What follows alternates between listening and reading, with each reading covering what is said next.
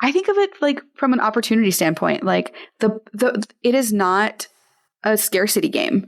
Like the pie of cycling or the pizza of cycling is like absolutely huge. And I don't care why you're riding a bike. I mean, that sounds bad. But, if you're riding your e-bike to commute to work, or you're riding a mountain bike, or you're riding, whatever it might be, there are so many ways to ride a bike that, like, my whole goal is to do it or ensure that you can do it safely and with the right equipment.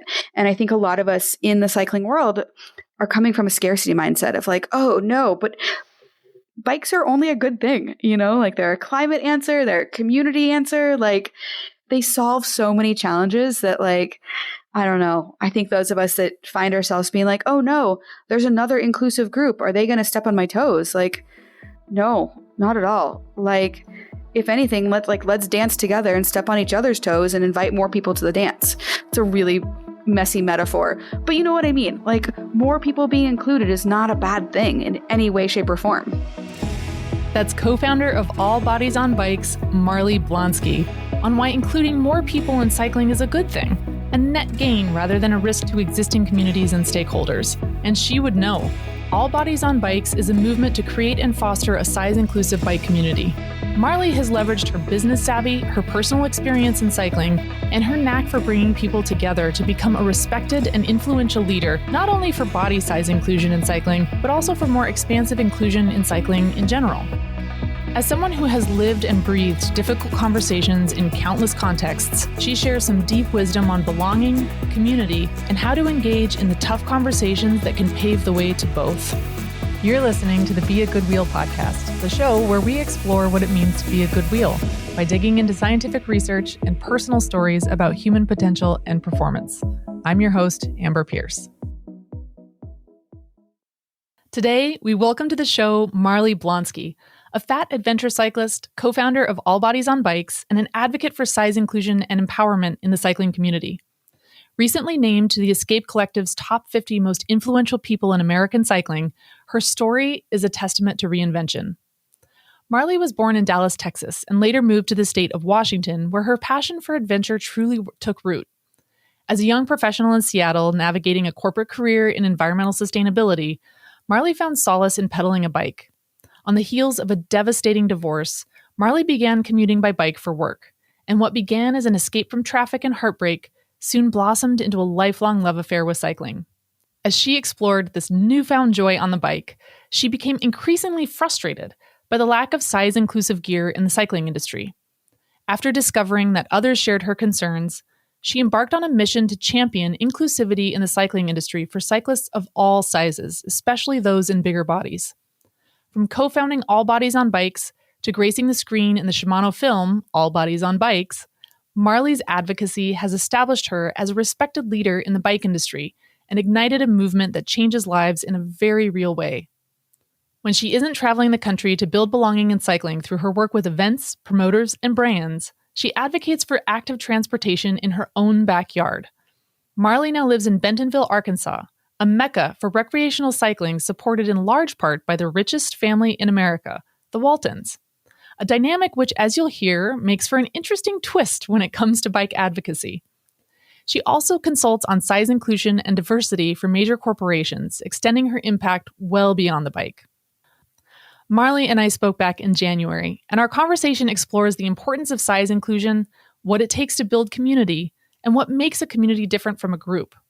Marley offers guidance on how to navigate difficult conversations, why she leads with humility and curiosity, the importance of understanding intent versus impact in communication.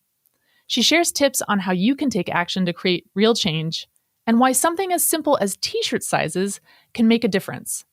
She also teases some exciting new projects. As Marley shares in our conversation, it can be challenging to do this work and make a living. So we want to take a moment and thank the sponsors and brands who support her: Cannondale, Shimano, Shredly, Ride with GPS, Twisted Spoke CBD, and Osprey Packs. This one is a lot of fun and full of tips you can begin to use in your own life right away.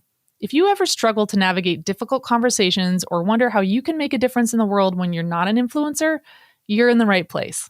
I hope you enjoy this conversation as much as I did. It is my absolute pleasure today to welcome to the podcast a woman who has been named one of the 50 most influential people in American cycling right now, Marley Blonsky. Thank you so much for joining us on the show today. Thanks for having me, Amber. Yeah, it's so good to be able to talk to you. I've been really looking forward to this conversation for a long time. And one of the things I love to ask people is what initially drew them to the bike. So I want to start there with you. What was it that brought you to the bike at the beginning? Yeah, so my bike story kind of has two parts. I loved riding my bike as a kid. It was just, play and fun. And I rode it to and from school.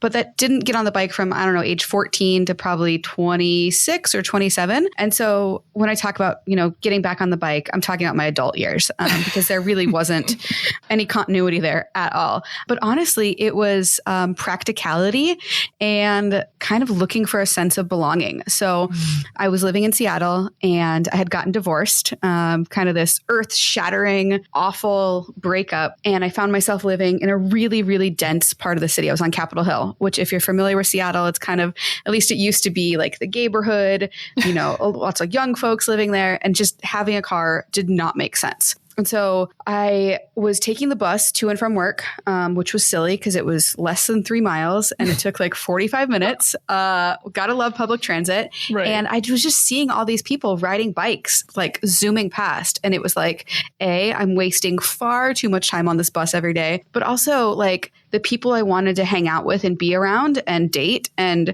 just kind of like try and reinvent myself were all riding bikes. So that's what drew me back into it initially. And it didn't quite work out. I mean, yes, it worked out very, very well in a lot of ways, but not everything. Like I'm still single. I've dated lots of cyclists. But does that count as a win? I mean, I've had a lot of wins there. But yeah, I mean, initially it was honestly just practicality and sick of wasting time on the bus in Seattle. Mm-hmm. I love it. I love it. So my next question was going to be, is that the same thing that has captured your heart and kept you in it? And I feel like the answer to that might be no, but I want it. I mean, the desire to be in community drives almost everything I do in this life. Mm-hmm. And so I think that still holds very, very strong. To have a group of people that I share common values with and go on adventures with and kind of build that. So that keeps me going today. I live in Bentonville, Arkansas now, which is a very car-centric place. No matter what everybody tells you, like it's hard to live here without a car. Mm-hmm. And so kind of that riding for transportation and utility has changed a little bit and I miss it so much. I'll still go to the coffee shop on my bike or take my cargo bike to go grocery shopping. But the grocery store is like 2 blocks away, if that makes sense. Yeah. Yeah, I feel that. It's interesting. I've heard a lot about Bentonville. In one of your interviews, you mentioned that there is a lot of bike infrastructure, but it's oriented more toward recreational riding, not specifically the utility of commuting and transport. And that's a real challenge in I live in a more rural area of Connecticut, so I don't know if, and I haven't been to Bentonville, so I don't want to draw comparisons that are not accurate. But have you found that to be, as an individual, it's a challenge, but are you involved in advocacy for infrastructure like that? Yeah, I am. I think there's a part of me that doesn't know how not to be involved, especially when I see a challenge. Like, honestly, active transportation in Bentonville is a huge opportunity and challenge. And I will say, even in the short time I've lived here, almost 2 years, they've opened 2 bike lanes, like protected bike lanes. And there's a lot of conversation happening around active transportation. How do we connect the trailheads so people aren't driving in between them? But it's unlike anywhere I've ever lived before. Seattle had a very public facing process where if you wanted to build a bike lane, it went through, 6 months, a year of conversation, which might not necessarily be a bad thing. But around here, and I'm going to try and say this as tactfully as possible, there are power players that when they want something done, it gets done. And it's hard to navigate and hard to figure out, what does the public process look like? What does advocacy look like when there's some bigger factors at play that we might not have visibility to?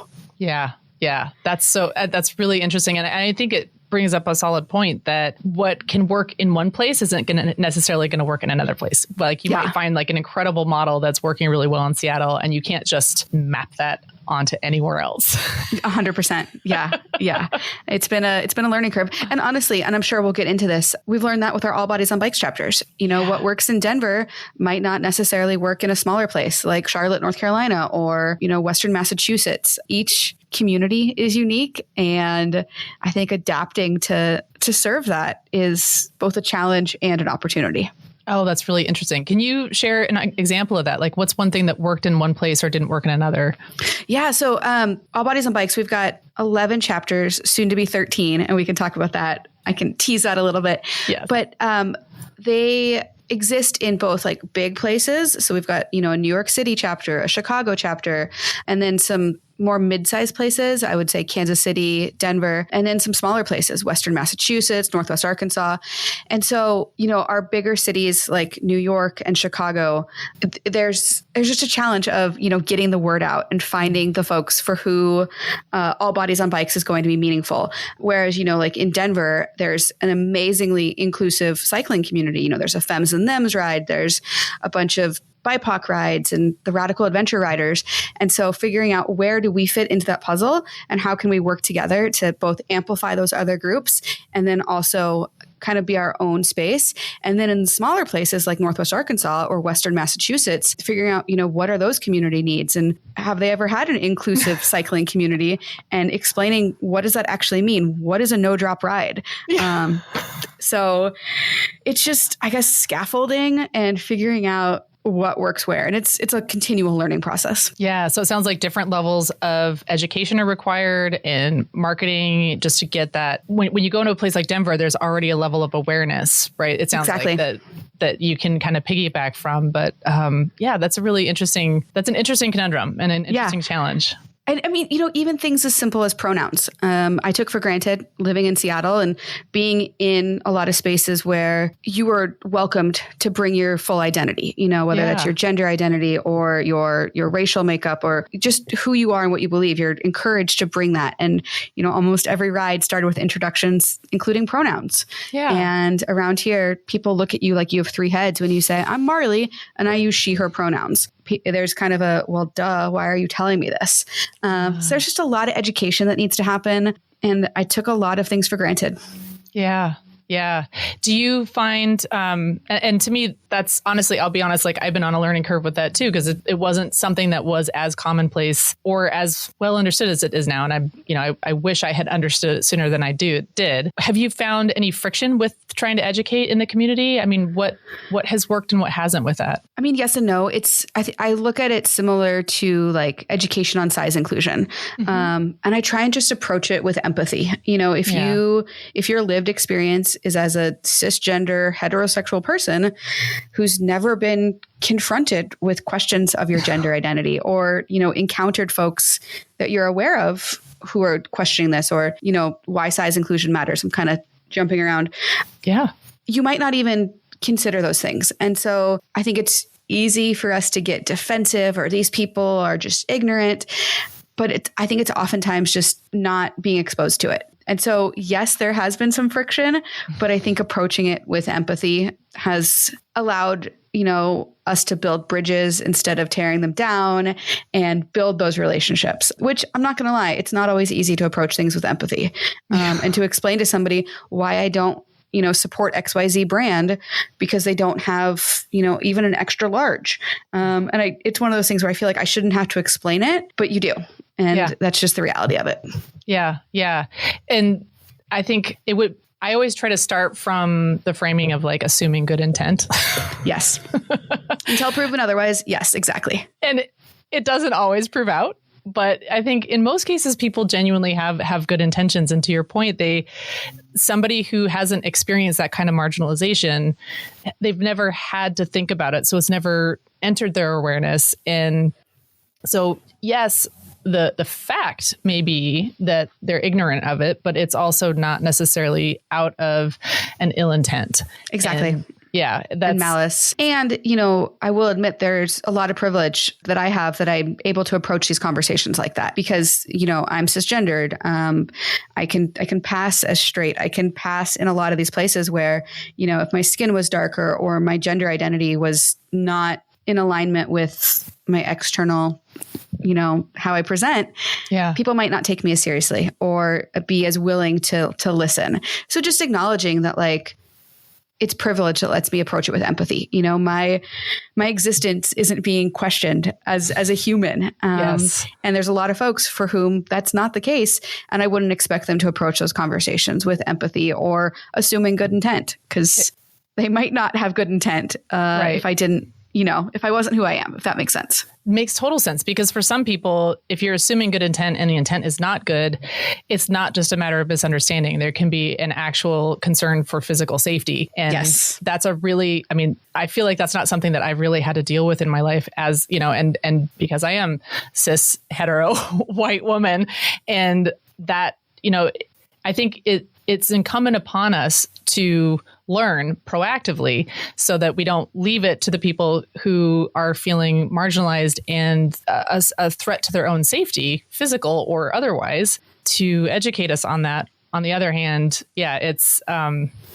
we do have a position where we can come to these kinds of conversations with empathy. And I think doing so is so important, because then, we're taking on some of that labor and not leaving it to others. Exactly. It's funny. I just had a conversation the other day with a very large pharmaceutical company that I can't name because I signed an NDA. Right. But it was a conversation all about allyship to fat people and to bigger bodies. And it was that exact conversation of, how do you use your privilege as a smaller bodied person or as a medical professional to advocate for those who are more marginalized? And in that situation, we were talking about bigger bodies and, people who are fat. And I think it's a similar conversation about allyship all over. How do you use your privilege and your power, as relatively small as it may be, to help those who are more marginalized? Yeah. So we're bringing up 2 points that I have a little bit later in my notes, but let's just dive into it right now. One of the things that I wanted to dig into with you is this idea of intent versus impact. Because I think this is such a crucial, just keystone of, all communication, but specifically for, talking about people who are marginalized, especially, we'll use our cycling communities as an example, but do you want to dive into that right now, or like? Yeah. Okay. I mean, I think just like we were just talking about, assuming good intent until proven otherwise, but we also have to acknowledge the impact that our actions and our words can have. I think about some races that I've been involved in, or other communities where things have been said, and it's like, oh, that was actually harmful and that hurts my feelings. And I think oftentimes when you bring it up to people, the first instinct is to get offended of, well, I didn't mean that. I didn't mean to hurt your feelings. This is really what I meant.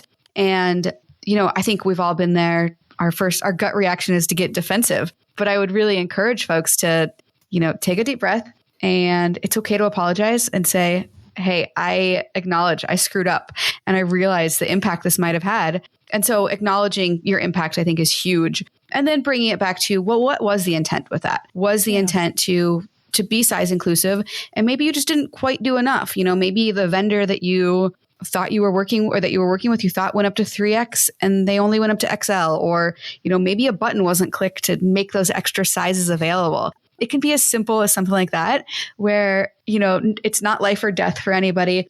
But the impact when I look at that is like, oh, well, maybe this event isn't for me because they don't even have my size t-shirt available. And I don't really know what else to say on that, besides it's on all of us to be aware of the impact our words and our actions have on others. Oh, for sure. The example you just gave, I think, is a great one to look at really quickly.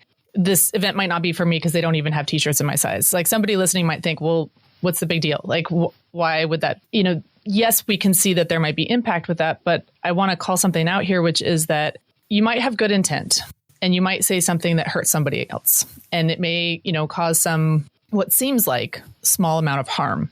But what to you may seem like a small amount of harm, to that person may be just, the straw that broke the camel's back, or 100%. It's one more incidence of hurt and harm that's getting piled onto a lifetime of hurt and harm. And so as a person who's been experiencing this their whole life, the person whom you've harmed, it's going to have a much, much bigger impact because it starts to weigh exponentially on them.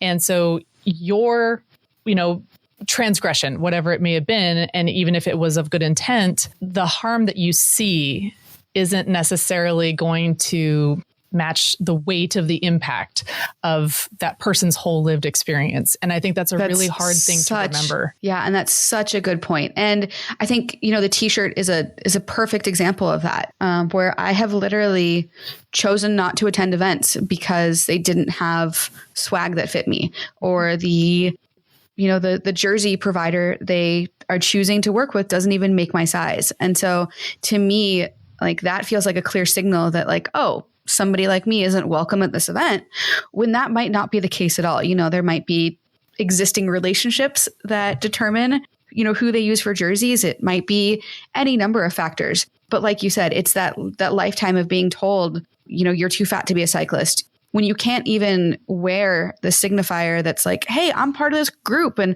I did this ride, it's a very clear indicator that, like, nope, this isn't for me, which, talking about it seems really silly. It's a piece of clothing, but it's such a signifier of belonging, and being included and being part of the crew. So yeah, it's very symbolic. I mean, heck, completing a marathon and getting a medal, like, people want those participation medals because it signifies that you were a part of this thing and you belonged and you achieved this thing. And it's deeply personal and meaningful.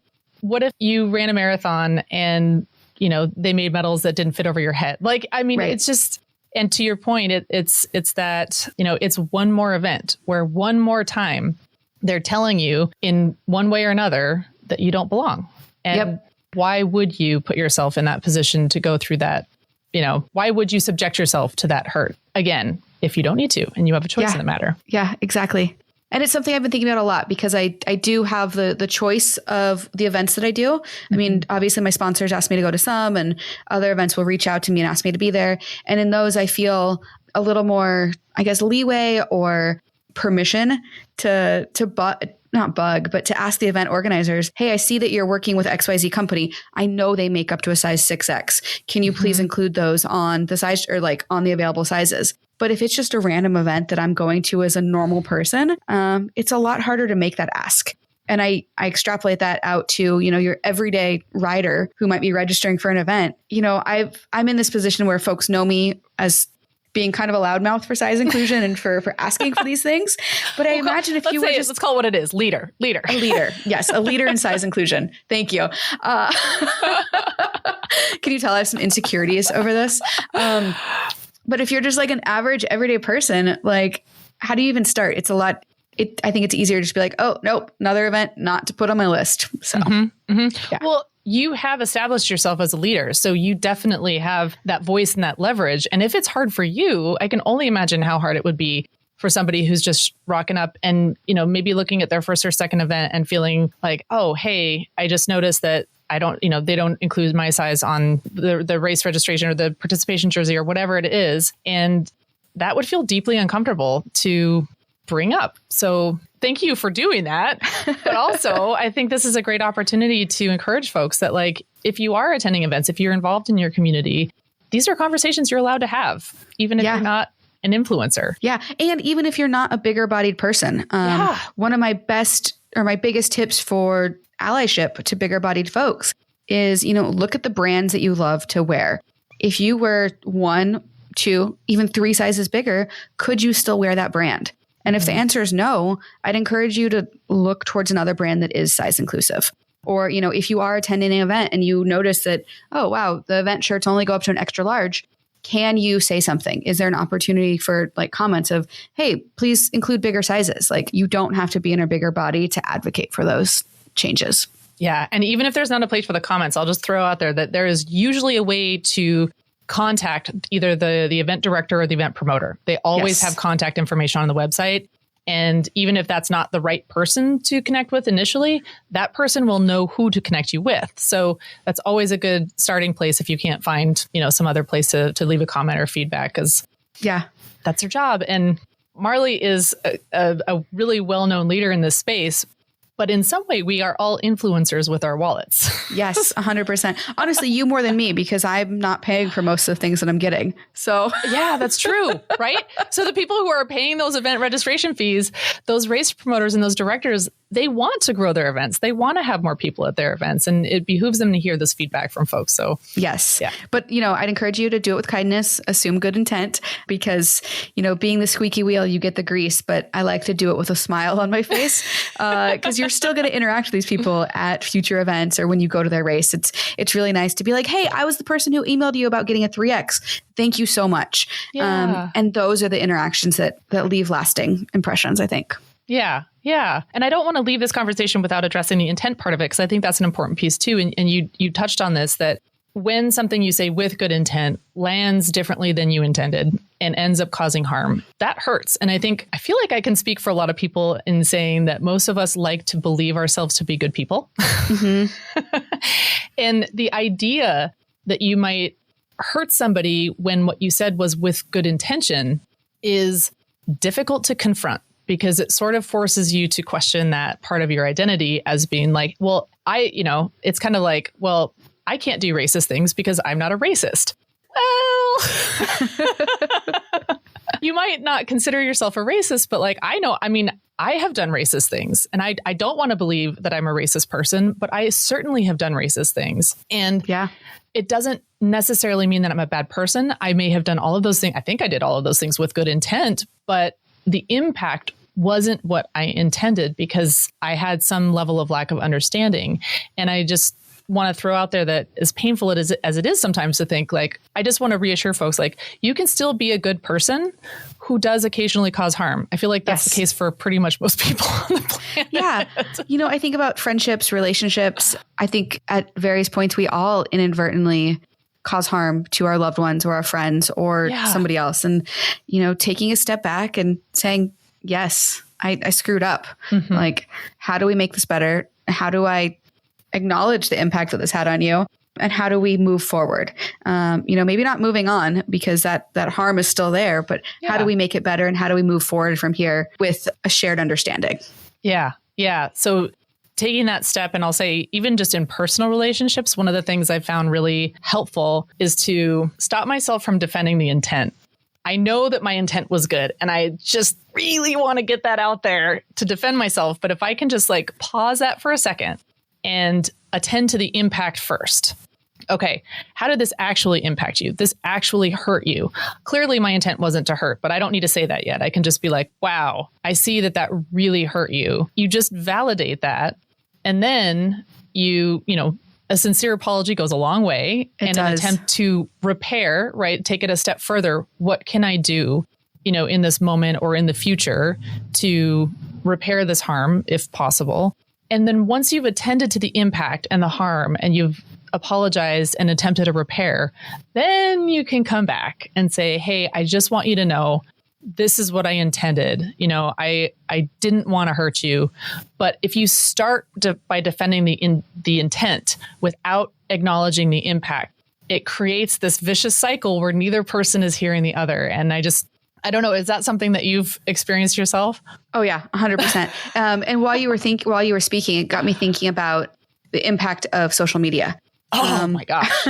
And yes. I think front of my mind right now is all these diet culture memes that are going around. Especially in January. Yes. And people just willy-nilly throw them up on their stories without thinking about the impact of somebody else scrolling through it. And, oh God, is that something I'm supposed to be ashamed of? Or, oh my God, I never even thought about that food as being a quote unquote bad food. Mm-hmm. And I think in the age of social media, our sphere of influence is so much bigger than we ever have had before. Even if you're I've got almost 40,000 followers. So mine is I can't even comprehend it sometimes. But even if you're just a normal person with a couple hundred followers or your friends and family, when folks see these things, there's just reverberating impacts. And so I think just being aware of what we put out there as well. And I think also just being keenly attuned to what our intent is. Are we sharing it for a laugh? Are we sharing it to commiserate with somebody? But how is that interpreted? And how does that impact all your followers who are seeing that? Yeah. And with 40,000 followers, I imagine that is not easy to do. But on the other hand, the point is not to be perfect with it, right? 100%. Yeah. Maybe it's just about, start to think about it, understand that you're not going to get it right every time, but be open to feedback, right? Yep. And if somebody says hey, I saw this. I'm sure that you thought that was funny, but here's how it landed with me. Again, go to the impact first, you know? Yeah. Yeah. And, you know, a really salient example of this is last week, 2 weeks ago. I don't know. Time is irrelevant right now. I put up a reel. Shredly, who is my new clothing sponsor, sent me a box of more clothes. Super, super excited for. And I put up a reel of me trying them on and dancing. And I had, you know, the caption, I said, a size inclusive mountain bike brand, like finally. And I had probably 3 or 4 people reach out to me and say, hey, Marley, love what you're doing. Congratulations on this. I wear a size 28. I can't wear their stuff. And it's like, you know, that's a reality check for me because Shredly is doing incredible things. You know, they've got size 00 to 24, you know, extra small through 3X in most things, which is pretty darn good and better than most cycling brands out there. But acknowledging that, like, when I say a size inclusive brand, there could still be folks that are left out of that. And that's not my intent at all. But so just, you know, being aware of our language is really important. We'll be back with more from Marley after this quick break. If you appreciate what we're doing and want to support the show, you can support us directly through Patreon and Ko-Fi. Both Ko-Fi and Patreon enable you to help us cover production costs through memberships with perks, like access to bonus episodes, merch, and more. We encourage you to check out our page on Ko-Fi as they don't take a fee. You can find it at ko-fi.com/beagoodwheel. That's ko-fi.com/beagoodwheel. Unlike Ko-Fi, Patreon takes an 8% fee. That said, if you're already supporting other creators on Patreon, you can support us there too. Find us on Patreon at patreon.com/beagoodwheel. That's patreon.com/beagoodwheel. For even more ideas on how you can support the show, check out beagoodwheel.com/support. That's beagoodwheel.com/support.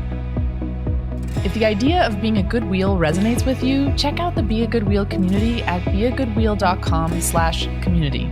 The community is a virtual, membership-based organization of like-minded folks keen to continue exploring what it means to be a good wheel beyond the podcast. Connect with other folks on topics that go way beyond the bike, toward meaningful application and fellowship across industries and aspirations.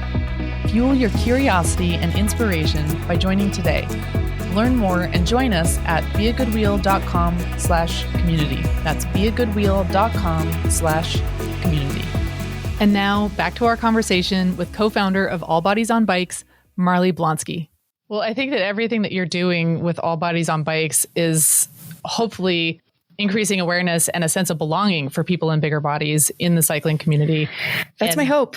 Yeah, I feel like, I have to believe that is a big barrier to just buying cycling clothes straight up.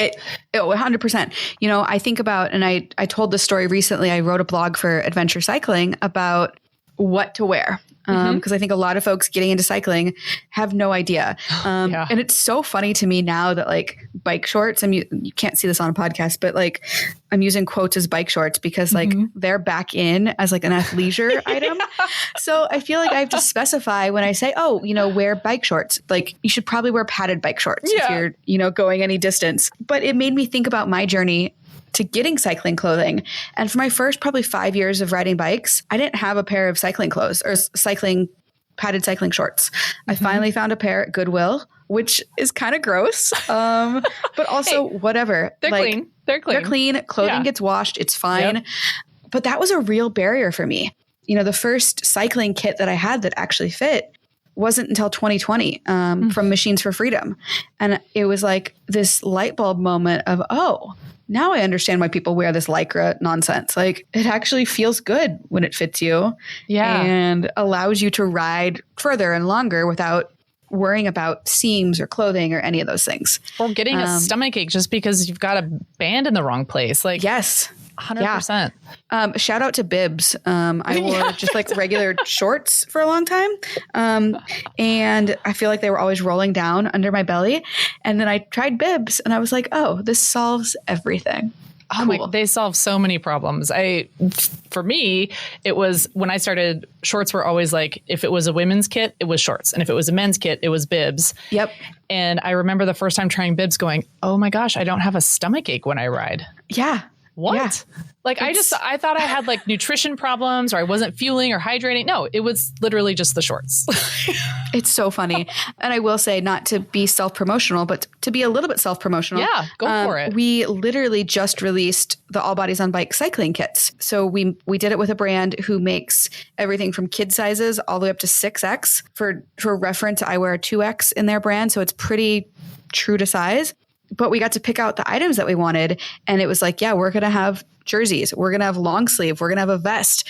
We're going to have winter tights, because those are things that's next to impossible to find if you're in a bigger body. So if you go to allbodiesonbikes.com, you'll see a link to it.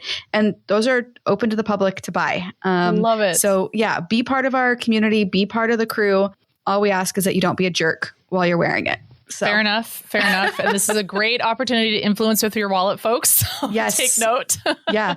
And we are a nonprofit, so we get a small percentage of that. And it's an opportunity to be a good wheel. Yes. Hey, thanks for bringing it back. Yes. So on that note, I'm going to jump around a little bit in my questions. So you've consulted for a lot of major outdoor brands and companies. And you are a well-established leader in this space. What is something that you've learned in those interactions about leadership and that's been particularly effective in moving the needle?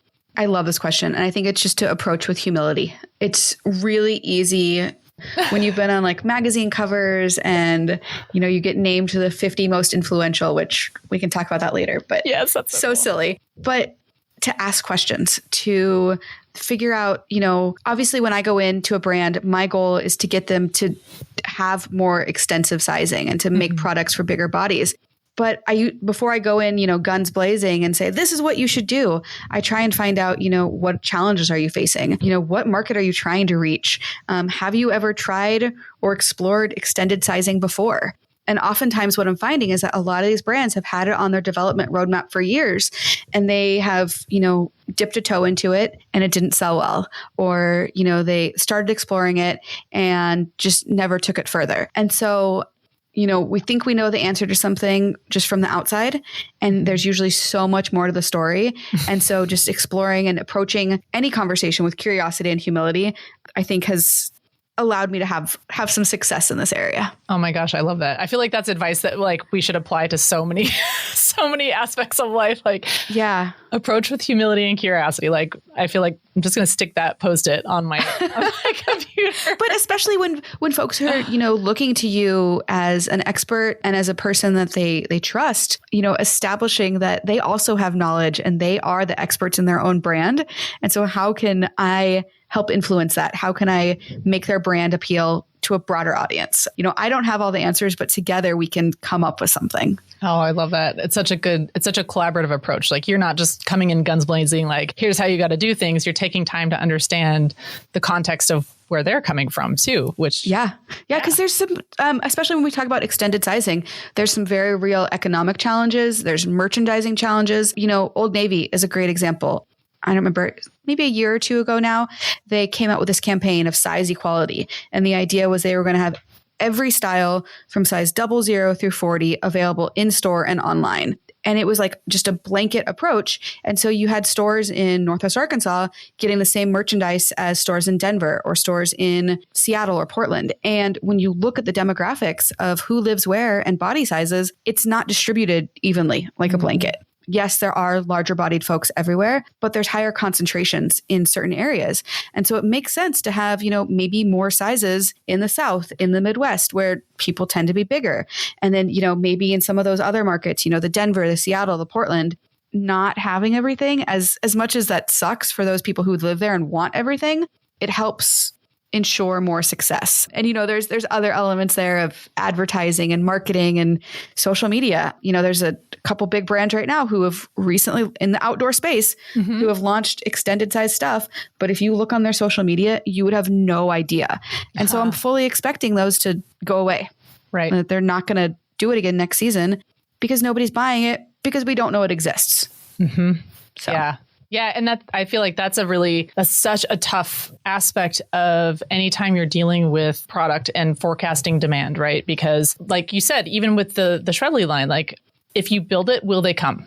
Right. And at what point do you make the call, like, we've given this experiment enough time to play out and understand what the ultimate result will be? Because I see this a lot with companies. I even saw this in software. Like, the company will try something, they'll put it out there, and it didn't immediately move the bottom line. So It's done. We're going to go on to the next thing. And I think that that's such a shame, because things take time. It takes time for people to understand what's available, to find your early adopters, to get people to move away from, other brands. I mean, it's a process, right? It is. Yeah. And if we don't give it enough time, we haven't given it an honest or good faith shot. And that's a tough one. And I feel for the companies too. I get it. Like, continuing to spend money on something that isn't clearly immediately making a difference in your bottom line, that's a really tough call to make. And who wants to be the person making that call? 100%. Yeah. But that's why I'm so grateful. There's brands, Osprey, they're one of my sponsors, but last year they released this extended fit pack, or extended fit line of packs. And they hired me to consult. We started probably 2.5 years ago, and we did training with the entire company. Everybody from the product developers through to customer support, to marketing, to social media. And, we looked at best practices. We look at case studies, and we talk about the long game that, you have to get in with the influencers who have the audiences, and it will take time. And you've got to get into those, the retail teams and teach them how and when somebody would need an extended pack. How do you talk about that without saying, hey, you're a fat person, you'd like this thing, which is just going to, probably horrify somebody and say, oh my God, I'm never shopping there again. So I don't know. I guess this is all just a pitch. Hey, if your brand wants to explore this, I would love to help you. And it will be a process. It is a long game, but 70% of Americans wear bigger than a size 14. Yeah. We are the majority, and we're just not being served by a lot of brands. So yeah. And it behooves them to start serving that demographic. Exactly. For their bottom line. Let's be honest. So what are some misconceptions about leadership that you've encountered in your work with brands and other leaders in the industry? Yeah. That we have all the answers. I think people, expect us to be an expert. I think people expect us not to screw up. I've screwed up numerous times.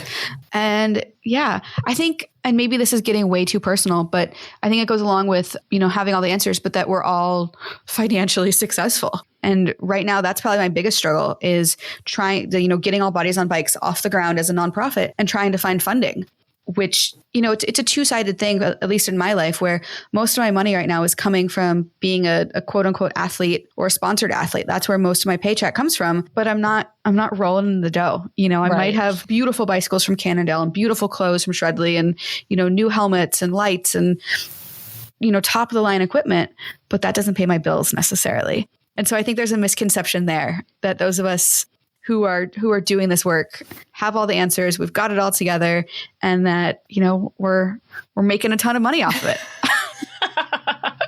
I'm laughing really hard because I really identify with this, having, my living was off from sponsorship for a long time and a long part of my career. And, you say the words professional athlete or paid athlete and people just think like NBA star, right? Yeah. And they're immediately assuming that you've got $1 million contracts. And it's like, no. We are hustling so hard. And honestly, like, I was in corporate America for 12 years. And when I left, I was making 6 figures, living pretty darn comfortably. And now I make half that. I'm able to make it work because of the choices that I've made, but I'm not saving for retirement right now. All of it's going back into the business and back into getting All Bodies on Bikes off the ground. And I'm hopeful that this will start to turn around, and we've got some things in the works that will hopefully make it more financially viable. But it's a real day-to-day struggle. Yeah. And it's something, I mean, obviously you've made this choice intentionally, and you're doing incredibly meaningful and impactful work. Thank you. But at the same time, it doesn't come for free. And that brings up another question that I had for you, which is, do you feel a sense of calling and purpose in what you're doing now? And I want to connect that back to and extend that to wonder, how does that compare with how you felt about a sense of purpose in your corporate work? So kind of 2 questions there for you. Yeah. I'd say half and half for feeling a purpose. I am an instant gratification person, as I think a lot of us are. And right now it's January, it's the depth of winter. It can be hard to see that bigger purpose, when I'm doing the accounting or, doing the admin on the website or putting together resource guides, it can be really hard to remind myself that no, this is making an impact on people's lives and making bike riding better and making, inclusion and access to this sport that I love better. But, as soon as that first event rolls around or we have a Zoom call with all of our chapter leaders, I'm reminded of that bigger sense of purpose and it all comes back to me. And so I'm trying to be more aware that it's all for the long game. It's all serving a purpose. And just because, I'm not seeing those faces every day or at the starting line with other bigger bodied folks, that the work is still having an impact. And, taking it back to my corporate days. So I was in corporate sustainability for a very long time. And my job was basically to help brands calculate their carbon footprint from shipping and figure out ways to reduce it, which I could go on and on about that all day. And it's interesting because, at times that felt impactful, but we were often talking in such abstract numbers, if we're working with Nike or Walmart about the carbon footprint of sending, 3 containers full of shoes. Like, what's the impact of sending that on an airplane versus sending it on a cargo ship? And those numbers just feel very arbitrary.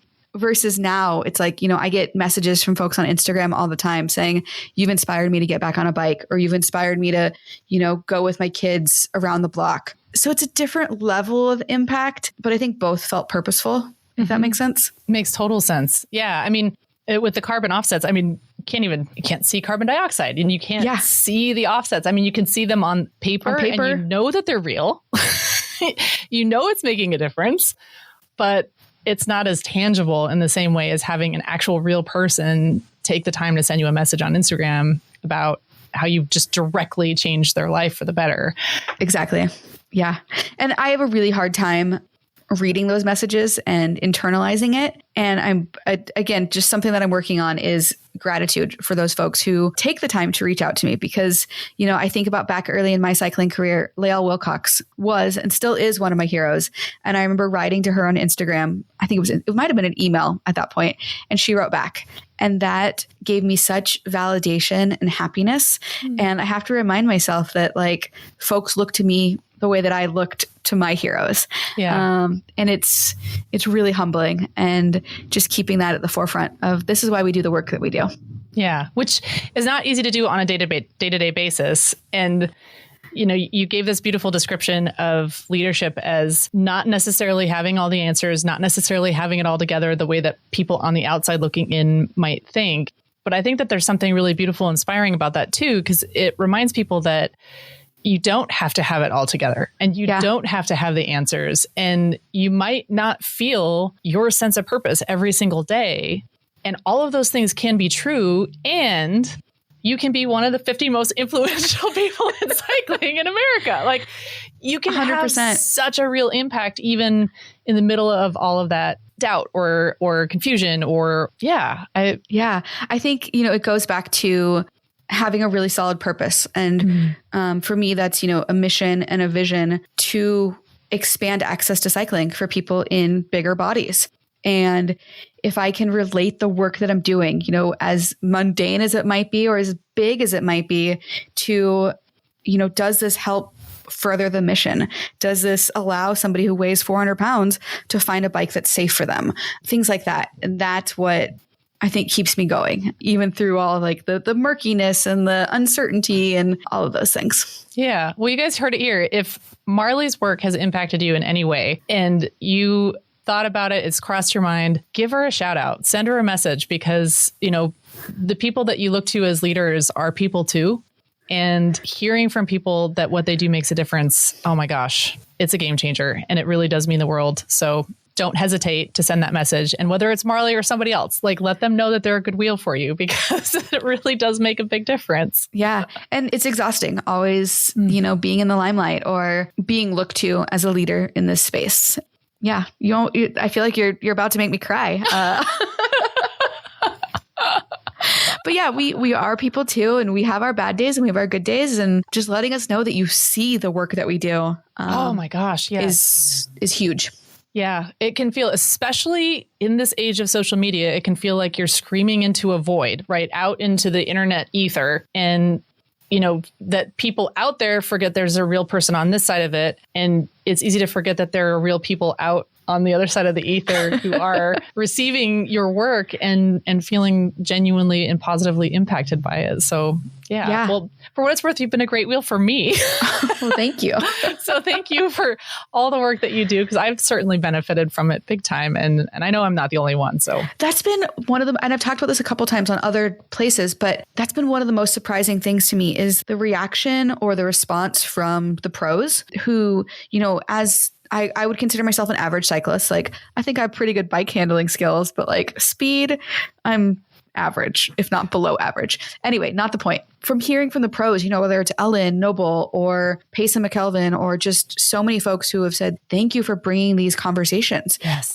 Because, I've never been exposed to the pros like I have been these last couple of years where we're sharing sponsors and we're invited to events together. But there's a lot of pressure on the pointy end of the race to look a certain way and to keep your body in a certain physical shape. And so I just was not expecting that at all. But I guess I shouldn't be surprised because, anytime there's a performance aspect, folks are inevitably going to want you to be smaller and lighter and leaner and all those things.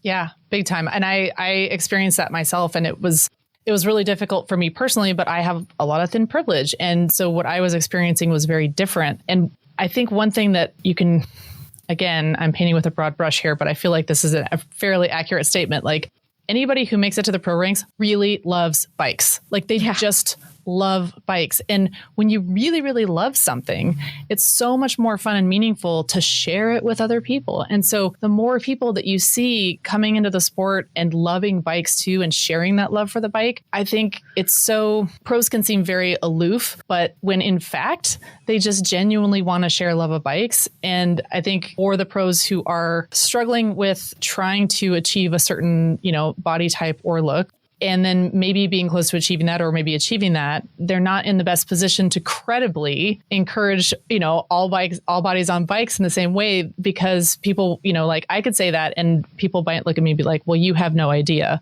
what it's like. And they would be absolutely right. Even if my sincere intent is to encourage all people to get on bikes, and not to say that I shouldn't, but my credibility in that is limited because my lived experience is limited in how I can connect with other people. And so it's important that we do this, from all sides. And yeah, absolutely. Everything that you're doing is so appreciated by, I would say, anybody who loves bikes. Yeah. And, I would challenge you a little bit that just because it hasn't been your lived experience necessarily, I'm sure you have friends and family and other folks who you would love to share a bike ride with. Yes. And maybe they are facing barriers that relate to their body size or finding clothing or mobility issues or just, things like that. So while it may not be your personal experience, I'm sure you have friends and family who you can very much relate to in this area. A very good point. Yes. Yeah. And well taken. Thank you. So you've created this amazing career for yourself outside of the corporate world now in this advocacy space. Has being paid to ride changed your relationship with your bike? Yeah, it's made it so much more fun. I mean, honestly, and right now in Arkansas, the weather is just absolutely awful. But when it's nicer, I try and make a point of 2 or 3 days a week going out and riding and often making content, but not always. I never set out to be a content creator. And if I could throw my Instagram away tomorrow, I totally would. But I will say, getting paid to ride my bike has reframed my approach to things. When I'm out on Unbound and it's hour 11, a lot of people just get into that pain cave, and I'm like, no, I'm getting paid to do this. This is awesome. Who else gets to ride their bike and get paid for it and not have to worry about getting on the podium? My sponsors specifically don't ask me to get on the podium. It's more about bringing new folks into the fold, education, advocacy, and just sharing my experience. And I am so lucky to get to ride bikes in a way that's fun and get paid for it, that I think, if I was getting expected to have certain results or mileage or whatever, it might be different. So yeah, I'm curious of if other pros feel the same way of that it's such an honor. But my experience is again so unique that they're not expecting podiums. And I think if I started a podium, they'd be like, that's not really what we hired you for. Yeah, I think for a lot of pros, the results thing it weighs very, very heavily. But I think it would be hard to find somebody, even who's under a lot of pressure like that, who doesn't also recognize what a freaking awesome thing it is to be able to do something you love and get paid for it. Like, and I have to remind myself of that, like on these days when I'm getting on the trainer, I'm not training for anything specifically. I'm training so that when I get out there at those events, I have the stamina and the energy to, lead a shakeout ride, and then the next day ride 100 miles. And then the day after that, do a meet and greet. That's what I'm on the trainer for, is that endurance, to where when somebody pulls up next to me and wants to have a conversation, I can have that conversation and not be absolutely dying. So yeah, just reminding myself of those things when it does feel like, why am I doing this? Like, why am I putting chamois cream on again?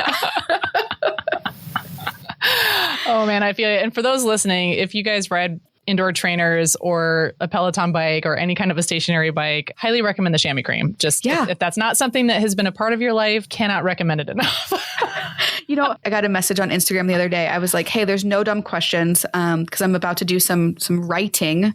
I always feel like I blur riding and writing. It's hard not to. Yeah. So I'm going to be writing some articles about topics that are relevant to newer cyclists. But I had to, what questions do new cyclists have? I've been doing this for 10 years now. And somebody asks, like, am I supposed to wear underwear with my cycling shorts? Mm-hmm. And that was like yeah, we do still have to talk about this. Yeah. So don't wear underwear, wear chamois cream. Yep. But also, like, ask me your dumb questions. I'm sure I've made that mistake. If there's a wrong way to do something, I have done it. And you're not alone in that. Yep. There are people everywhere at all points in their journey on the bike. And it's a steep learning curve. Like, it is. Yeah. There's a lot to learn. The funny thing is, like, you think you know so much about it, and then you get thrown into a new discipline. Moving to Bentonville, I was like, oh, I guess I'm going to learn how to ride mountain bikes. And I've probably taken 20 lessons, and people are still like, oh, you need to take a lesson from this person and learn how to corner and learn how to jump. And I'm like, no, I want to keep my wheels on the ground, but I'll still call myself a mountain biker on those green trails that I love doing. Heck yeah. What has that been like for you? Because I'm pure roadie here. So, and I started to dabble a bit in mountain bike purely for fun. But what was that like, jumping on a new learning curve like that? I hate it. Really? Yeah. Like, I'm used to being slow. I'm used to taking forever to do a gravel ride. But it's really scary. Mountain biking is scary to me because I really don't like falling. Yeah. And it's just a whole new skill set, learning how to position my weight, how to brake with one finger. It's like riding a bike, but it's not. And I'm learning that it's okay to say no to certain skills. Yes. I had a video go viral last fall of me crashing pretty epically at a jump clinic. And thankfully it was a crash onto an airbag. I didn't get injured severely. But it made me realize that, like, it's okay to not want to jump. It's okay to not want to, I'm trying to think about other, like, jumping or do drops. Like, I like to keep my wheels on the ground.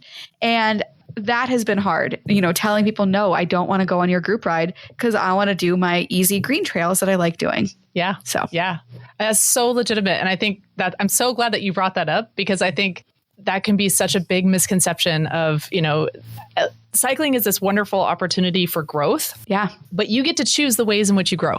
Exactly. Yeah. And if it's joyful for you to ride the Greenway 3 miles, so be it. I think there's such a emphasis on getting better and longer and faster and more epic and bigger jumps and all these things. And if that's not what you're into, don't do it. Do what makes you happy, because it really doesn't matter. Yeah. And anything else. From experience, those green trails have a lot of learning to offer. Yes. Yeah. And there is so much that you can do to grow and improve your skills on those trails without taking your wheels off the ground, doing jumps and drops. Like, you're not missing out. You get to choose your own adventure. Yeah, exactly. Yeah. Speaking as a kid of the 80s. I loved those books. Oh man, really. So speaking of mountain biking and challenges, take us back to one of your most challenging moments. What was happening and how did you meet that moment? Good question. Well, it's at the top of my mind right now because I was thinking about my relationship to climbing. Really used to have like a hate relationship with climbing. And I'm talking about climbing hills on a bicycle. And I was on bike packing trip. I was in, actually, I can think of two examples. We'll talk about my most recent one. Okay. I was doing the Cape Loop, or I was supposed to be doing the Cape Loop. It's the southernmost portion of the Baja Divide.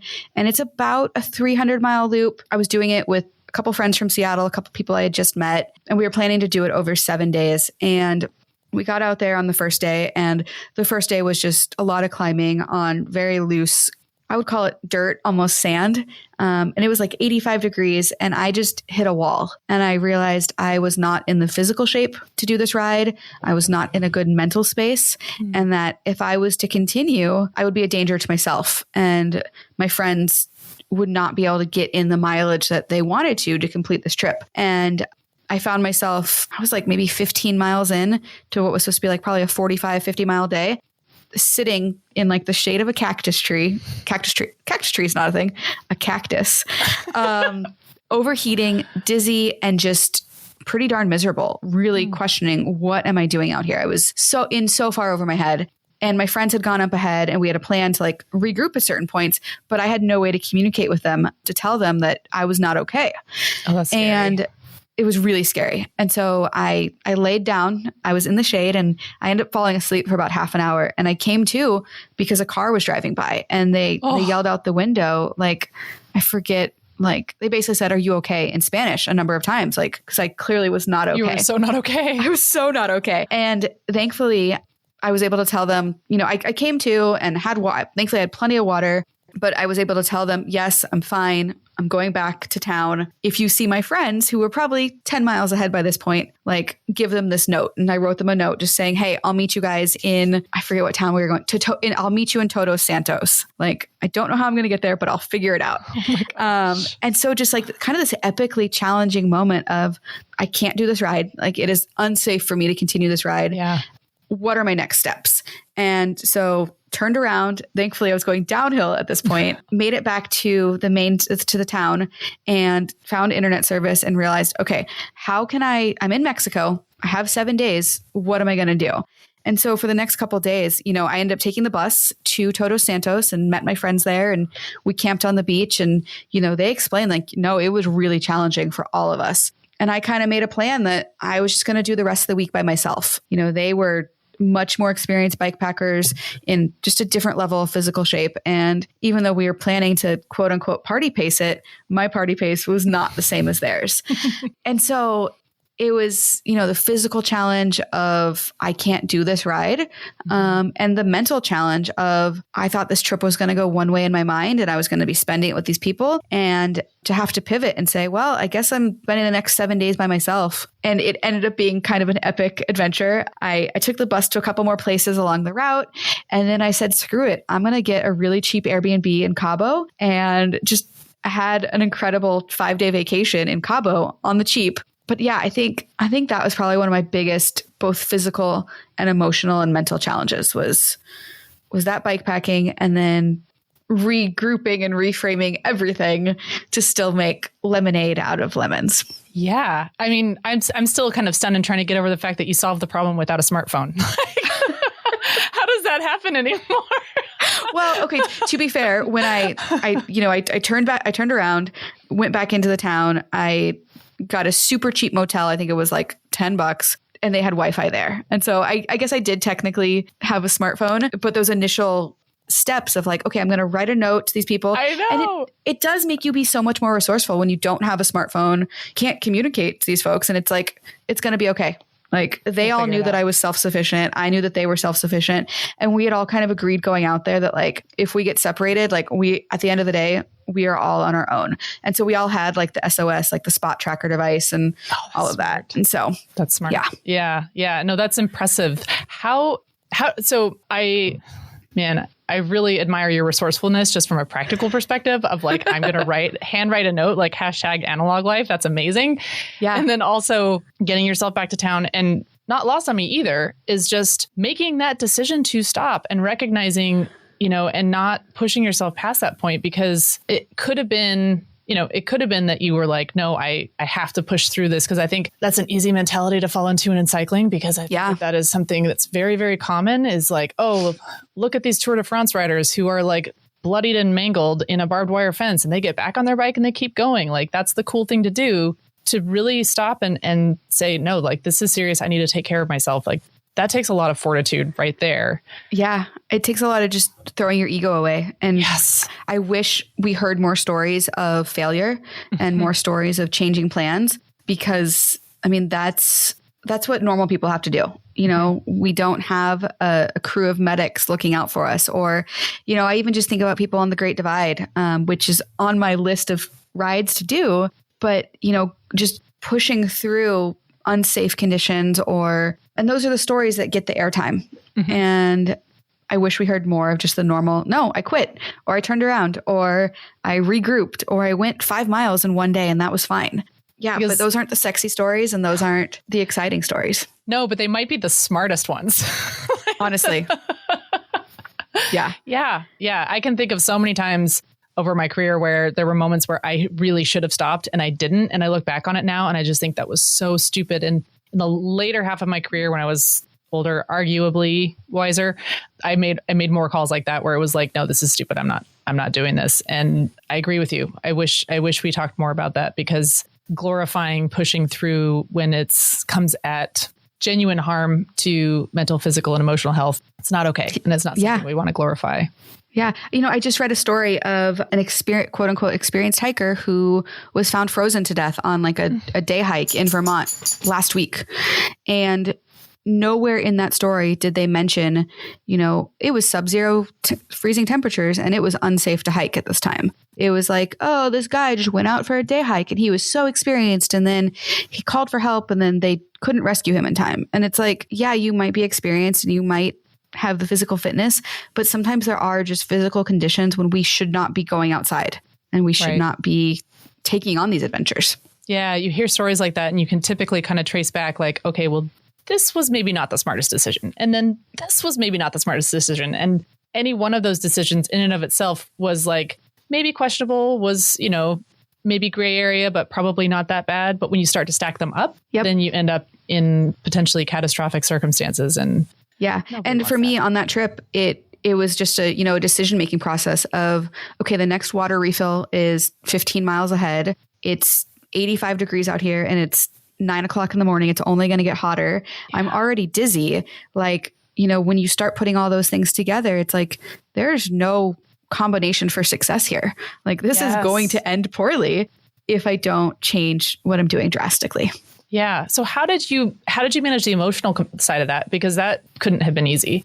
I tried to just reframe it as, well, I wasn't prepared for this as I thought I was. And so just eating a big old slice of humble pie, honestly, and then trying to make the best of it. So like I said, I ended up taking the bus to Todos Santos, and then I took the bus further up the peninsula to, oh my God, I'm totally blanking, basically another town that was on the same route. And I realized this isn't how I want to be spending my quote unquote vacation time. So I was still working in corporate America at that time.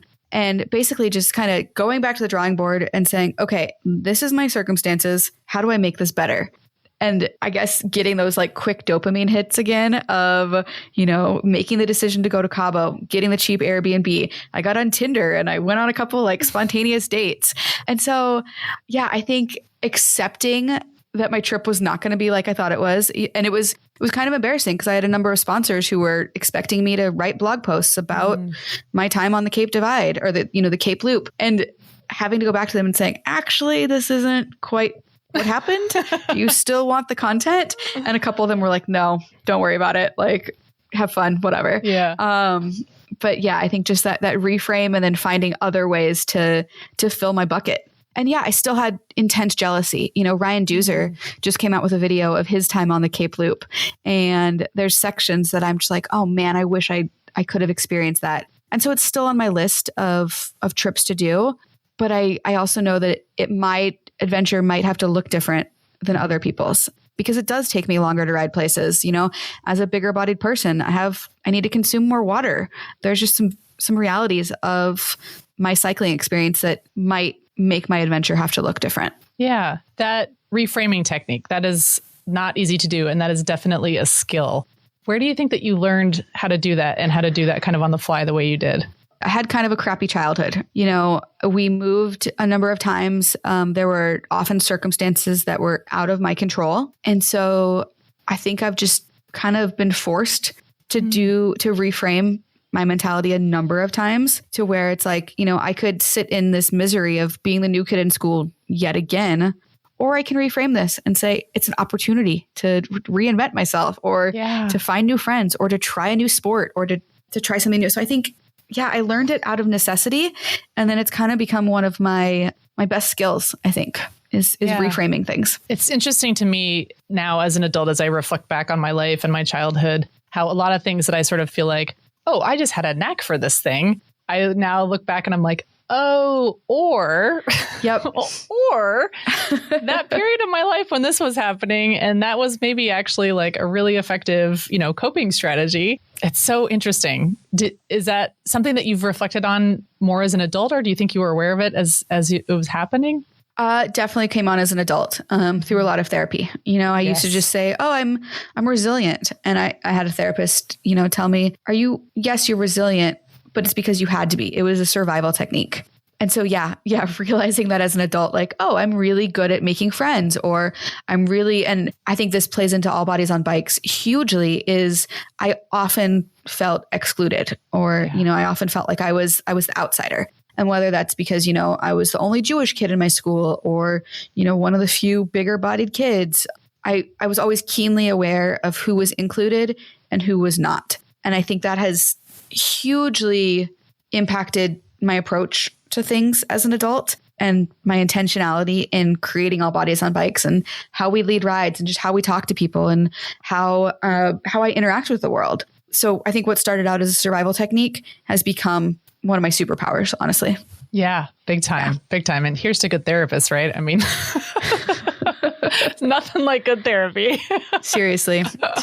Although I will say for a long time, I lied to my therapist, which is so silly, but it was just something I had to work through. I've been a people pleaser my entire life. And so I became really good at saying what I thought they wanted to hear.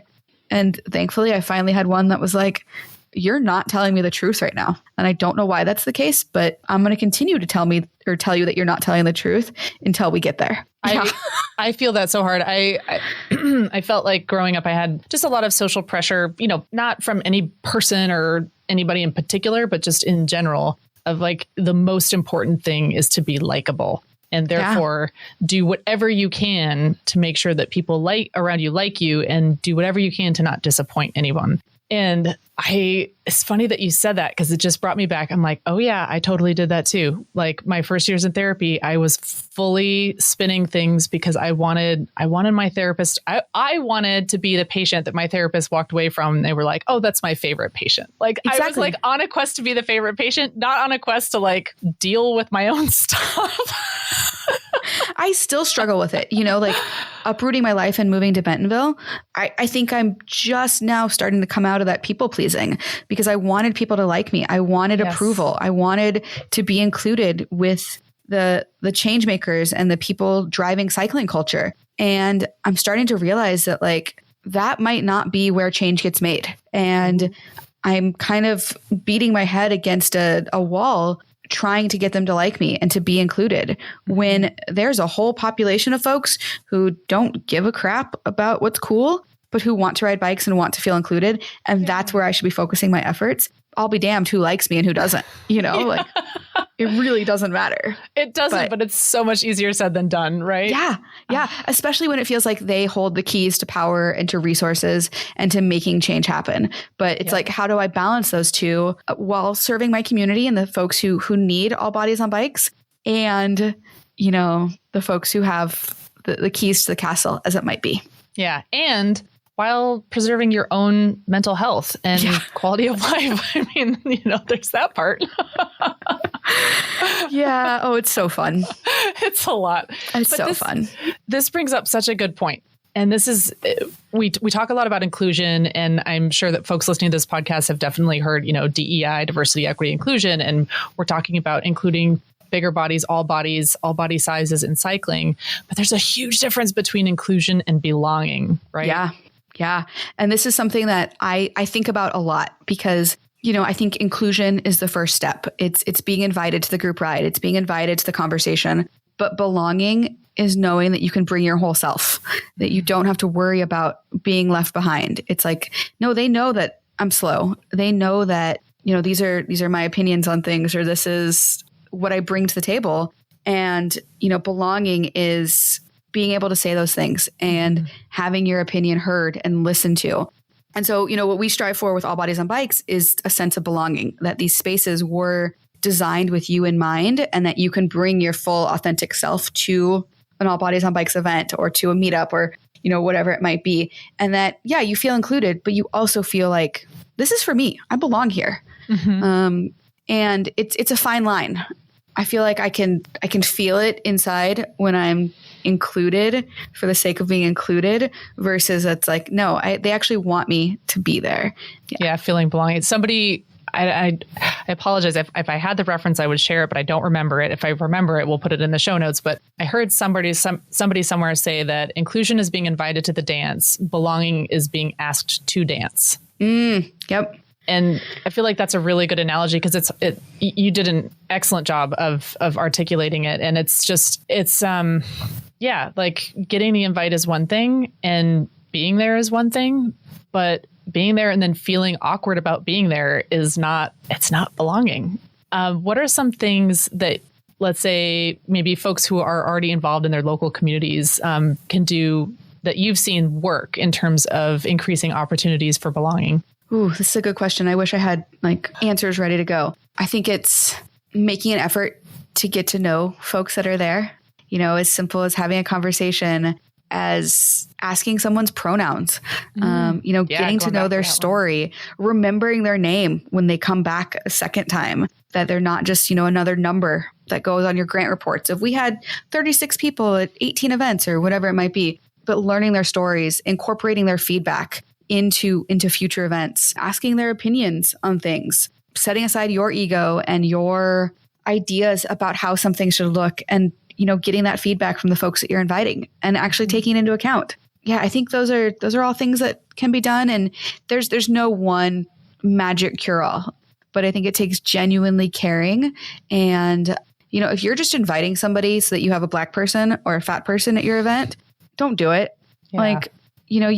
Actively wanting us to be there and ensuring that we have space to be ourselves, that there's clothing that fits us, that there's chairs that fit our bodies, that it's a very intricate, detailed question. And again, there's not one right answer.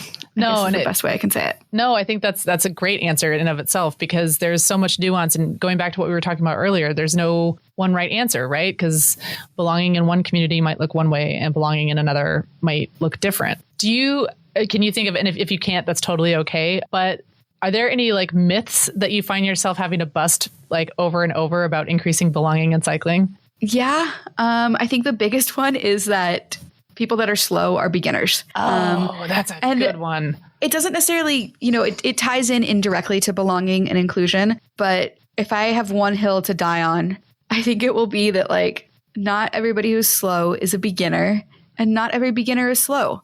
And so yes. I think just using better language to describe our rides, I want to be very clear. There's nothing wrong with being a beginner. We all started somewhere, and there are many sports and activities that I am a beginner at, and I will probably remain a beginner because it's just not something that I'm going to dedicate time to. So off the top, nothing wrong with being a beginner, but nothing makes me angrier than the slowest pace ride being labeled a beginner ride when that might not be the case. So I think that's the biggest one. It's just people make so many assumptions about people in bigger bodies being beginners, or just because we're slow that we must be a beginner, and dispelling those, I think, can be really hard. Yeah. And I think that goes for a lot of efforts to bring people into the sport, is assuming that, or outreach efforts, right? That it's about bringing people in who are beginners, but oftentimes it's people who they're not necessarily beginners, but they've left the sport because it wasn't a place where they felt belonging. Yeah. And welcoming them back in is not giving them a beginner clinic. Yeah, that exactly. is not the way to include them and generate that sense of belonging. Yeah. One of the things that our Western Massachusetts chapter has done, and actually our Kansas City chapter is about to do it, but they're going to go on some longer rides that are going to be inclusive. They are no drop, but they're not necessarily beginner focused. You know, we're going to go 40 miles fully loaded bike packing. And yes, there is a space for you, but you do need to have these skills to get there. And so I love that, you know, just kind of disrupting the myth that, you know, bigger people are beginners. We only like to go 5 miles at a time. And it's like, no, we can ride centuries. We can go bike packing. We can do whatever. It just might take us a little bit longer or look a little different than like a traditional standard size cyclist. Yeah. So you are a shining example of somebody who has seen the need for community that didn't exist yet and who has gone out and just done the work to start building these communities into existence, which I love. And I just want to see more of this everywhere. Was there a moment that sort of clarified this as a specific goal of yours or something that like turned this from idea into action for you? Yes. So I had been organizing in Seattle, bike advocacy around, getting more women, trans, femme folks onto bikes, especially into like the bike adventure space, bike packing, that sort of thing. And in 2018, there was this group called the WTF Bike Explorers. Yes. They've since rebranded to the Radical Adventure Riders, but they had this summit in Montana. And I went and there were all these incredible conversations about diversity and equity and belonging and how do we get more folks, more representation in our little corner of the cycling world. And I realized as we were having these conversations, we were talking about, oh, what merino underwear do you wear or what rain jacket and all these things. And every brand that we talked about, every group were not size inclusive. And I just remember repeatedly thinking, oh yeah, that brand doesn't come in my size. That wouldn't work. That wouldn't work. And on the last day, we had this opportunity to do kind of self-led workshops.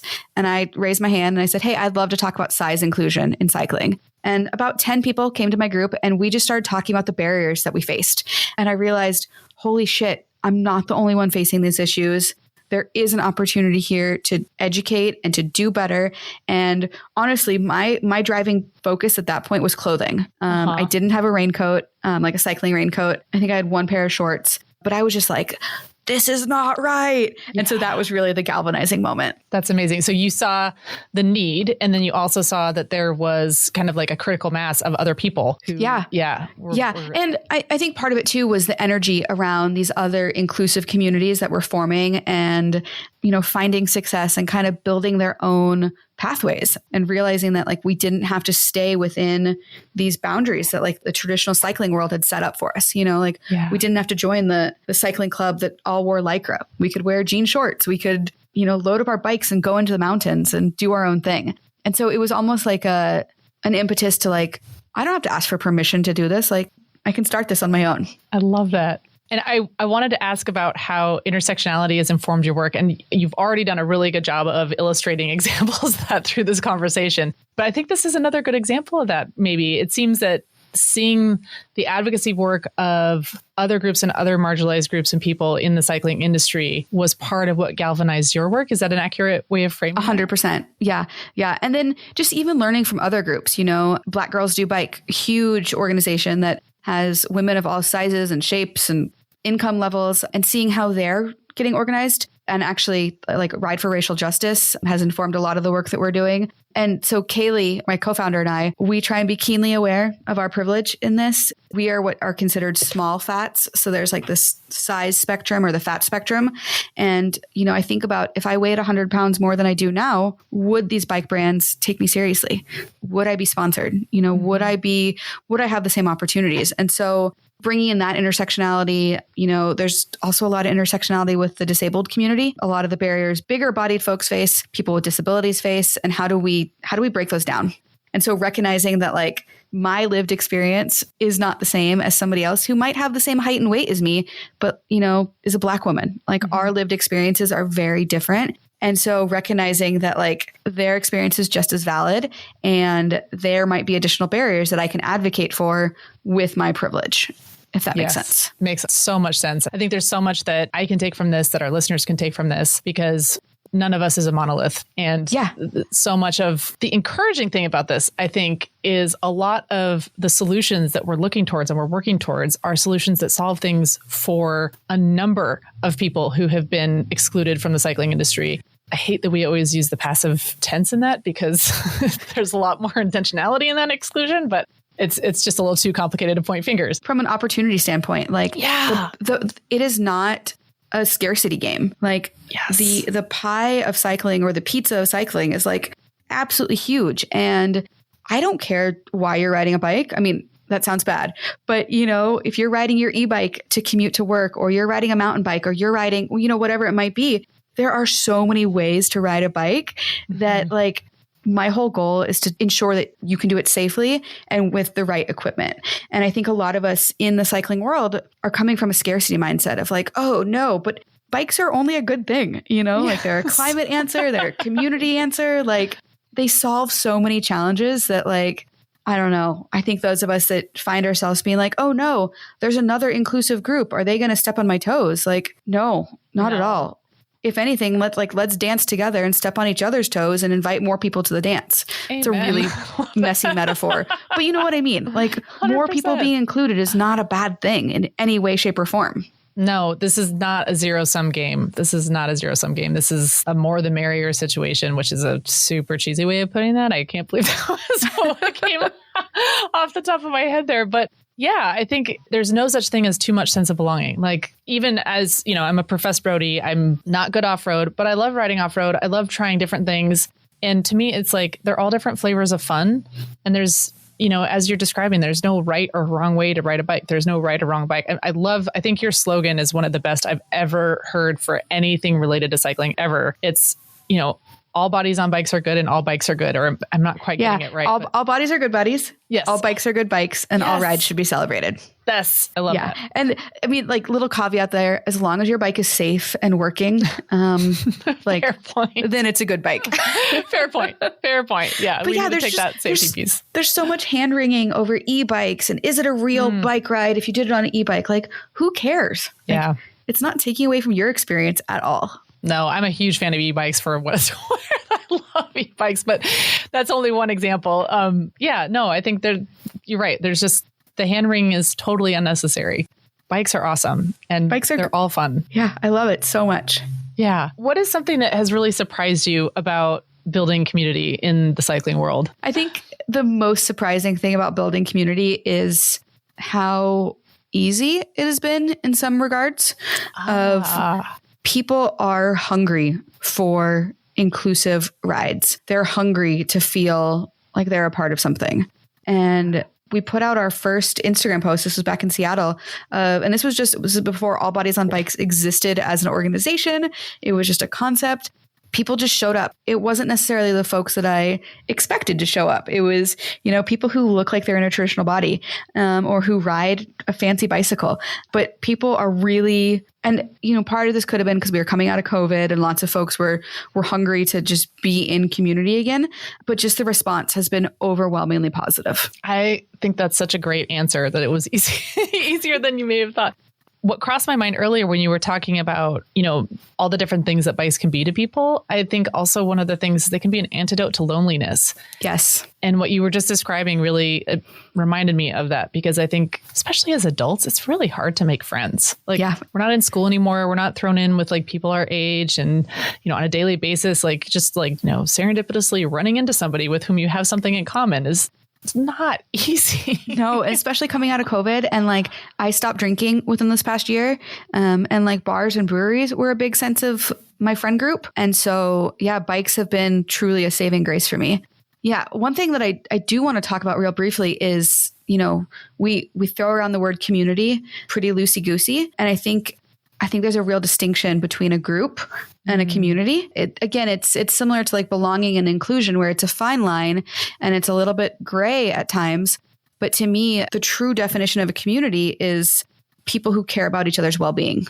So, I think about if I'm on a group ride and somebody gets a flat tire, are we stopping to make sure that person has what they need, that they get taken care of? If yes, then maybe it is a community. Do we care that everybody has the proper nutrition or food or whatever it might take? Or is it just a group ride where we just show up and we ride bikes together for 2 hours and we're along the same route together and it's a group ride, which nothing wrong with that, but I wouldn't necessarily call that a community. And I think the word gets bandied around a lot of like, oh, we're such a great community. Look at all this. And it's like, at the end of the day, do we truly care about each other's well-being, or are we just people who share a common interest? So I really like that definition too, because I think it balances, you don't have to be best friends with everyone in your community to care about their well-being. Yep. Exactly. Like I might be on a ride with somebody and it might be a large group and they might have a flat and I might not know them. Yeah. But I can still care to check and make sure. Do you have what you need to change your flat? Do you need a hand to change your flat? Can I, is there anything that I have that I can loan you to make sure that you get safely back on the road and we can continue together? Like, I think it can be that like there's a continuum, right? Like you don't have to be best friends with everybody, but you can even from afar care and demonstrate. 100%. And communities can be transient. I think about some of the races I've been to where the organizers or the folks promoting it have done a phenomenal job of creating that sense of well-being and caring for each other and really making it explicit that like, hey, this is our community for the weekend. Whereas other times it's like, nope, we're all just here participating in the same activity. And one isn't necessarily inherently better than the other. I would argue that, when you have those community building events, people do feel more of a sense of belonging and inclusion and want to go back. But groups are just fine too. Yeah, it's a different experience and there's a different set of expectations. So on that note, I want to just bring up, you've got this amazing program that you're working on, Wheels of Welcome. Let's talk about that for a moment. Oh, I'm so excited for it. And actually, it's with Unbound Gravel and it's actually a pilot program. So if it goes well, we'll be doing it with other lifetime events. But the goal was, I saw this need. So I did the 50 mile 3 years ago, and then I did the 100 mile for the last 2 years. And it still sticks out in my mind when I did the 50 mile that the marketing of it was like, this is a family fun ride. Bring out the whole family. Oh, wow. And I saw people who took that to heart and had no idea what they were getting themselves into.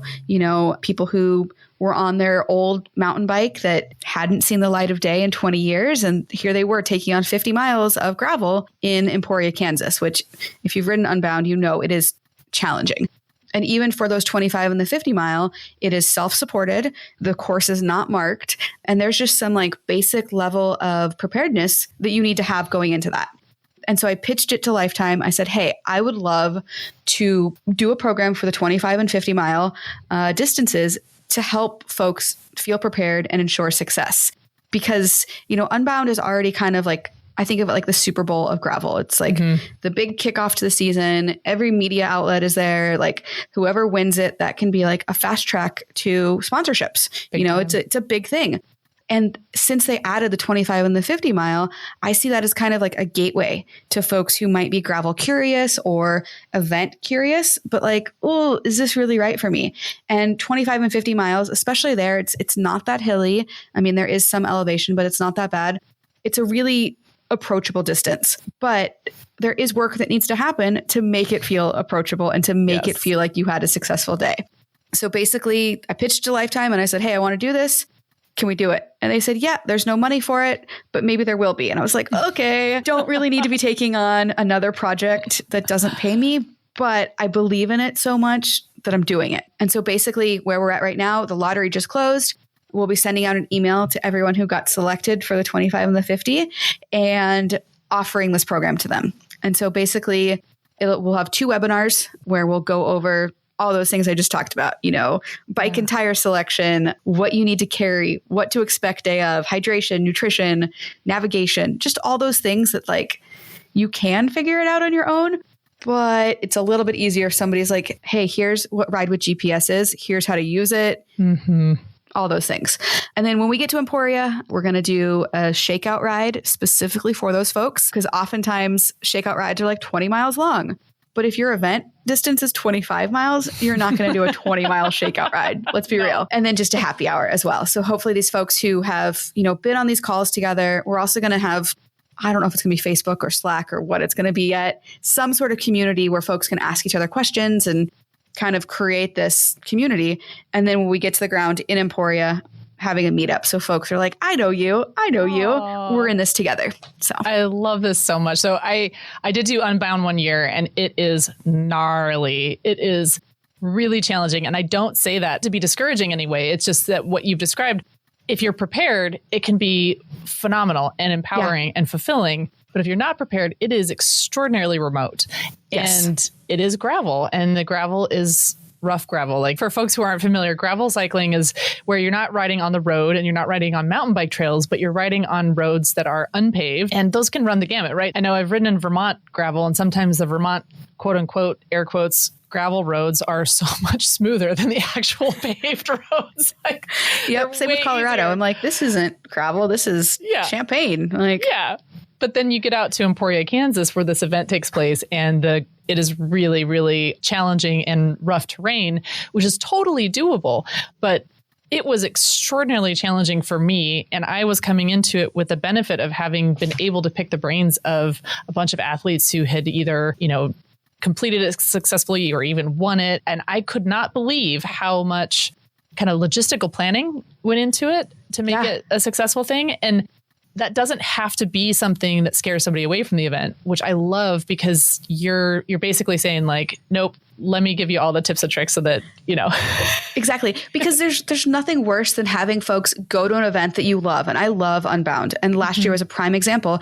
And just hearing people complain about it and just bitch and moan of like, oh, it was so muddy. And it's like, no, that's what this event is. You are out on these farm roads that are unpaved, unmaintained. And if you get rain, you might have a mile of mud that you're going to have to contend with. And so I don't know. I kind of see it as my like public service that I love this event so much. And I love just gravel cycling in general, that I want other folks to, if they're going to try it, to have a good experience. Yeah. So. Yeah. Because you've been there and you've seen how fulfilling and amazing it can be. Yeah. And to see somebody on the exact same course on the exact same day come away with, like a negative takeaway. Or to just have such an awful experience that they quit. Yeah. So many people last year, and granted there was kind of extenuating mud last year, but people whose bikes were still working, just throwing in the towel and, sitting on the side of the road for 4 hours until their SAG person could come pick them up. And it's like, it's the mental preparation, I think, is 90% of the battle. Yeah. Yeah. And that's, just setting expectations, right, of what can happen out there. And people might come into it thinking like, oh, I'm going to be like on these dry, dusty roads. If you're not expecting to hike a mile in mud. Yeah. And I can't think of a better person to help people mentally prepare for an event like this. Thank you. Yeah. It's funny. It took me a long time, and I'm still coming to terms with the fact that people see me do something and like, oh, if Marley can do that, I can do it, which is a very humbling thing to come to terms with, because like, I don't know, I think I'm pretty badass. Yeah. But when people use you as a benchmark of like, oh, well, if this person could do it, then I can do it. It's a little humbling, not gonna lie. Yeah. I think because folks also like, they see that it took me 14 hours to do Mid-South or 16 hours to do Unbound, and they assume that I'm not training or that I'm not out there preparing for it. Mm-hmm. And nothing could be further from the truth. It's just, that's what a 100-mile bike ride looks like for me. It takes that much time. Yeah. Yeah. And another way of looking at it, and I'm sure this is the case for some folks, is that they're looking at, the top people. As an example, I was coaching an athlete who was looking to do a local road race, and she was really excited about the road race. So she went on Strava and looked up the Strava files from the previous year's race and immediately compared that to her own speeds that she was getting in her training rides. And I'm like, well, you're comparing apples and oranges, because when they're in a race, number one, they're racing, so they're going to be going faster. But number two, they all have a draft. So you can go that fast and probably not be working as hard as you think you would have to work to go that fast. So she just had built up in her mind that, she had told herself a story that the standard of this event was here and she was not there, and therefore she couldn't make it. And I think most of the media that we see around like these big marquee events is devoted to those top performing athletes who are duking it out at the pointy end of the race. And people look at those folks, and as aspirational as they are, they're very unrelatable. So looking to you, I think in some ways it's really complimentary, because they're just kind of like, oh, Marley is taking this pressure away. I don't have to be contending for the podium to get something out of this event. I think that that's and And maybe other people are using you as like a benchmark in a way that's really unflattering too. But I do think that there's something really powerful in being somebody who is clearly a spokesperson and a well-known figure who has the same kind of stature and platform as do those athletes who are, competing for the podium, and showing that this is an equally valid way of approaching the event. You can go and just have fun. Thank you. Yeah, I have to remind myself of that. And then I have to remind myself, oh yeah, that's like what my sponsors are paying me for. Like, like that part. That's literally my job, is to make this approachable and to make other folks excited about spending their money to get into this thing. So yeah, you are 100% correct. I just have to remind myself of that.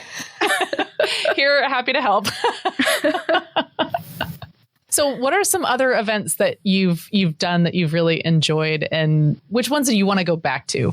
Yeah, I mean, Mid-South Gravel is top of my brain right now because that's coming up in 2 short months. And I love that one because they really live and die by the no rider left behind. They throw a big DFL party. If you're not familiar with DFL, it's like dead effing last. And I was lucky, I guess, to be that person last year. But that ride just has such great vibes, and Bobby Wintle gives amazing hugs. Steamboat Gravel, another huge one that I love. They've really embraced all bodies on bikes, and we've taken a team out there the last couple of years. Grounded Nebraska, on the totally opposite side of like production level. It's hosted at a pumpkin farm, and people camp out, and it's oftentimes called like queer summer camp because it's a bike event, but it's so much more than just the bikes. I'm trying to think of some other ones. When Ted and Laura King had Rooted Vermont, I was lucky to go to that. And that was probably one of my hardest days on a bike because Vermont is really, really hilly, but I would totally go back because those vibes were immaculate. Wonderful. And then, it's funny, we talked about mountain biking a little bit, but Rome Bike Fest, it's basically a big bike party for women, trans, non-binary folk. And they used to have 3 locations. This year it's just 1, but oh my God, it is so much fun. Like epic dance party, epic vendors, just such good vibes. And I don't know, I feel like I belong, but I don't consider myself a mountain biker. And so it's just really cool to be in that space and watch folks who are so talented on bikes in such a different way than yourself. Just watch them shred. Marley, this has been such a fun conversation. Thank you for going deep with me on all this stuff. And I want to thank you first and foremost for everything that you've done for cycling and for the cycling community. And I also want to thank your sponsors who are supporting your work. So Marley is sponsored by Shimano, Shredley, Cannondale, Ride with GPS, Twisted Spoke CBD, and Osprey Packs. So thank you very much to those companies for seeing all of the value and brilliance that Marley brings to our communities and to this industry. And yeah, just love to see it. Thank you.